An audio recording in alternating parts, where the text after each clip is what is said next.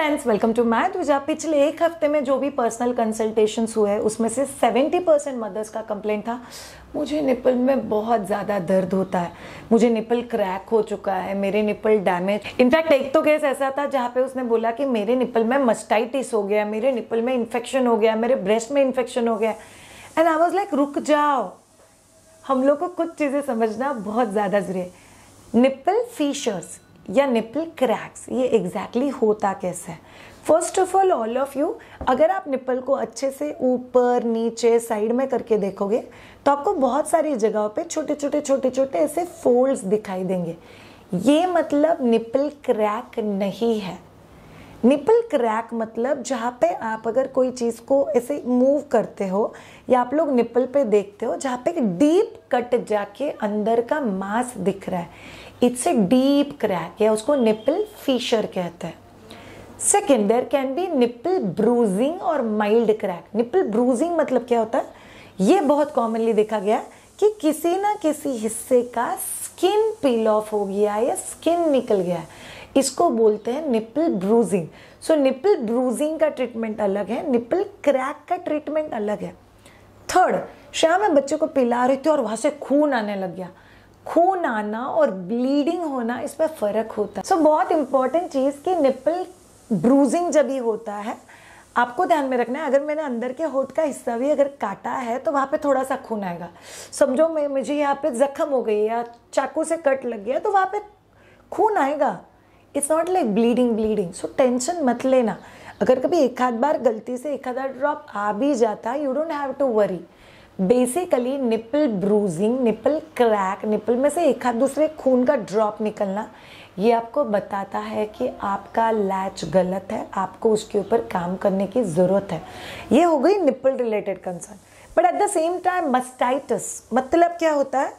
Breast में कहीं ना कहीं क्लॉग्ड डक्ट की वजह से दूध जमा होके उसमें इन्फेक्शन जैसा हो गया। तो श्रेया, इसको क्या करना है? This is very important for all of you to understand. समझ में कैसे आएगा कि मुझे मस्टाइटिस है? फर्स्टली एक छोटा सा पैच आपके ब्रेस्ट का होता है जो रेड कलर का होता है। सिर्फ उतना पैच गर्म होता है, बाकी पूरा पैच नॉर्मल होता है। उस जगह पे टच करते ही दुखता है। और बहुत इंपॉर्टेंट चीज, यूजुअली अगर वो दूध इन्फेक्टेड है तो आप प्रेस करोगे तो आपके दूध का कलर चेंज होता है। It's not like normal white colour. तो ये आपको बोलते हैं मस्टाइटिस। सी, कोई भी आपके ब्रेस्ट को, इवन एज मी लैक्टेशन कंसल्टेंट, मैं आपके ब्रेस्ट को देख के नहीं बचूंगी तुझे मस्टाइटिस है। नहीं यार, मस्टाइटिस इज अ सिचुएशन जो आपको ब्रेस्ट सोनोग्राफी करके पता करना पड़ेगा। एग्जैक्टली श्रेया, ब्रेस्ट सोनोग्राफी होता किसके लिए है? जिसके दूध का कलर चेंज हो गया है, जिसके ब्रेस्ट में गांठ हो गई है। प्लीज उस गांठ को मालिश वाली बाई के हाथ से दबा दबा के रिलीज नहीं करना है, अदरवाइज वो इन्फेक्शन पूरे ब्रेस्ट में स्प्रेड हो जाएगा जिसकी जरूरत ही नहीं है। सो अगर आपको अनयूजुअल दर्द है, उस पैच का डिस्कलरेशन और रेडनेस है, आपको सिर्फ वो पैच वार्म लग रहा है, तो फिर आपको ब्रेस्ट सोनोग्राफी करके लेना है, जो आपको बताएगा अगर वहाँ पे इन्फेक्शन है तो हम लोग को एंटीबायोटिक की ज़रूरत पड़ेगी। अगर वहाँ पे गांठ है उसके साथ इन्फेक्शन है, so might be mild operation करके उसको निकालना पड़ेगा। घर वाले लोग बोलते हैं कि अगर आप लोगों को निपल फीशर्स है या ब्रेस्ट में कोई तकलीफ है तो बच्चे को दूध नहीं पिलाना है।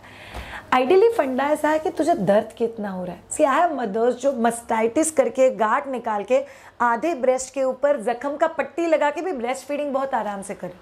मैं खुद ऐसी माँ हूँ जिसके निपल को क्रैक आके उसमें से खून आके फिर भी मैंने 1.5 साल तक ब्रेस्ट फीडिंग किया हुआ है। सो इशू ये है कि you can not be comfortable with the discomforts of breast feeding. Discomfortable है ना, तो उसके साथ कंफर्टेबल क्यों हो रहे हो? उसके बारे में सीखो, जानो, टेक द नेसेसरी ट्रीटमेंट जो आपको बहुत ज़्यादा हेल्प करेगा। नहीं, वो घर वाले बोलते घी लगा दे, वो घर वाले बोलते इतना तो दुखेगा ही, इतना तो क्रैक हो गई, दुख रहा है, कितना रोती है तू। हमारे ज़माने में तो ऐसा नहीं था। ये सारे डायलॉग के लिए कोई जगह नहीं है। मेरी माँ को तकलीफ था या नहीं था मुझे नहीं पता, बट मुझे अगर तकलीफ हो रहा है तो मैं ब्रेस्ट फीडिंग नहीं कर पाऊंगी।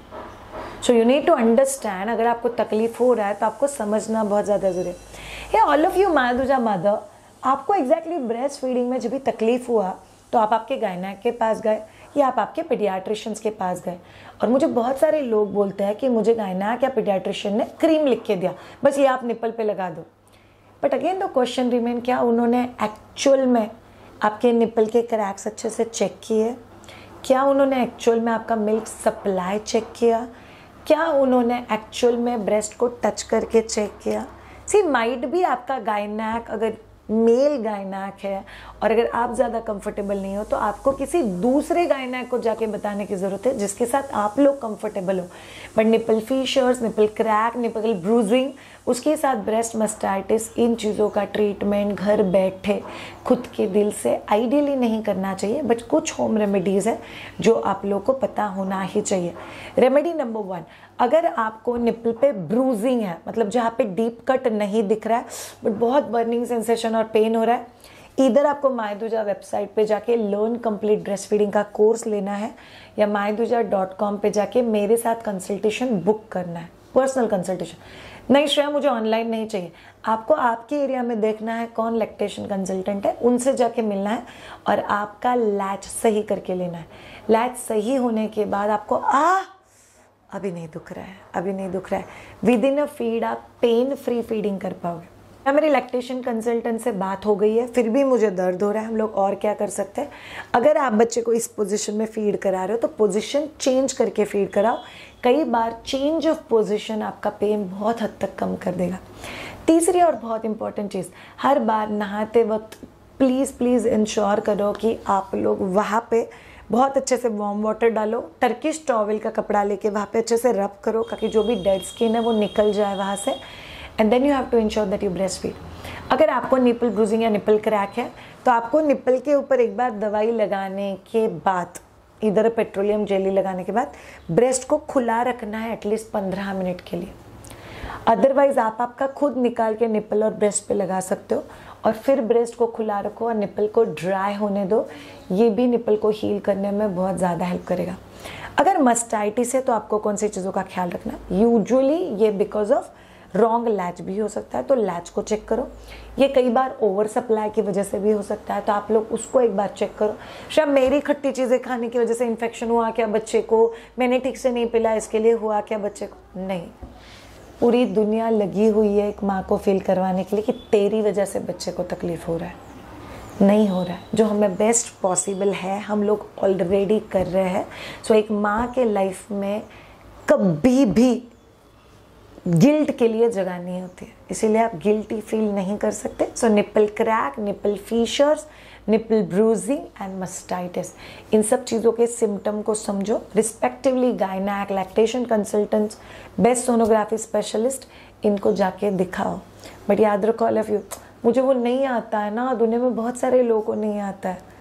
हम लोग अच्छी चीज़ों के लिए तो दुनिया से कंपेयर नहीं करते, तो बुरी चीज़ों के लिए क्यों करें? हम लोग हमारा लाइफ बेटर कर सकते हैं और ब्रेस्ट फीडिंग का एक्सपीरियंस भी बेटर कर सकते हैं। अगर आपको इस जर्नी में मेरा हेल्प चाहिए तो get in touch with us on www.myduja.com। Ensure that keep your learning journey on. हम लोग इस पर्टिकुलर चैनल पे हिंदी में वीडियो कर रहे हैं every Wednesday and Saturday. Marathi और the regional video is coming every Tuesday and Friday. And child specific and specially for the entire family नया रेसिपी आ रहा है एवरी मंडे एंड थर्सडे। अगर आपको हमारे वीडियोस अच्छे लग रहे हैं तो चैनल को सब्सक्राइब ज़रूर करना, लाइक करना। रुको, कमेंट में लिख के मुझे ज़रूर बताना आपको ये पर्टिकुलर वीडियो कैसा लगा। Have a great time, bye.